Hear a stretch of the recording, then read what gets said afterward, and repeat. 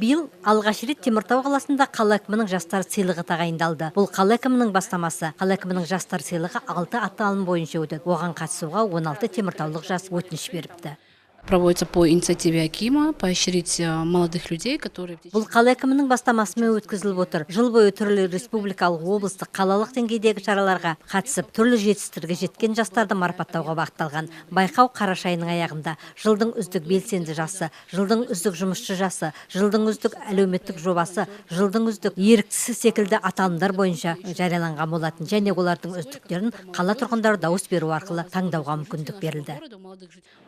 Қала әкімінің сыйлығы байқауына қатысуға 16 өтініш түсіпті. Олардың арасында 5-еуі жылдың үздік еріктісі аталымы бойынша. 24-ші орта мектебінің 11-ші сынып оқушысы Никита Буянов осы аталым бойынша байқауға қатысуға ниет білдірген. Ол қаламыздың белсенді ерікті жастарының бірі. Никита еріктілер жұмысына 2014 жылдан бері қатысып келеді екен. Өзіне бұл қатты ұнайды.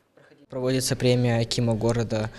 Қала әкімінің сыйлығы жарияланған біліп, өзімде қатысуды шештім. Жылдың үздік еріктісі аталым бойынша қатысып отырмын. Құжаттарымды тапсырдым, енді нәтижесін күтудемін. Никита Буянов қаламыздың белсенді жастарының бірі. Ол қаладағы түрлі шараларға белсене араласып келеді. Ал қала әкімінің жүлдесін алса, ол оған тағы бір жігер мен шабыт сыйлайтын сөзсіз. Эта премия дает дальше развиваться тебе, ведь если ты ее победишь, выиграешь точнее.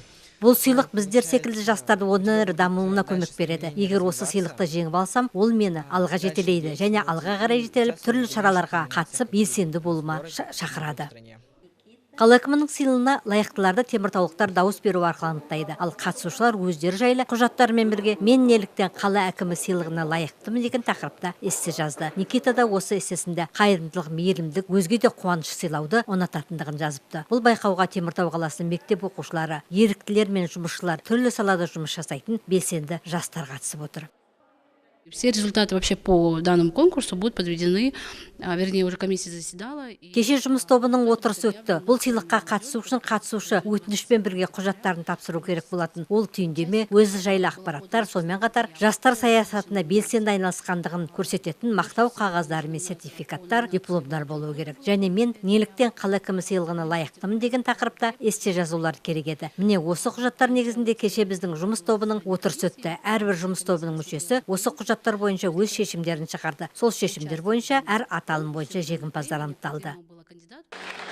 Ал қала әкімі сыйлығының иегерлерінің есімі желтоқсанның 27-сі күні Қарағанды мемлекеттік индустриалдық университетінің аясында өтетін жастар форумында жарияланатын болады. Жүлдені қала әкімі өзі тапсырады. Әр аталым бойынша қала әкімінің жастар сыйақысы 50 мың теңгемен сертификат және бағалы сыйлықтар табыс етілетін болады.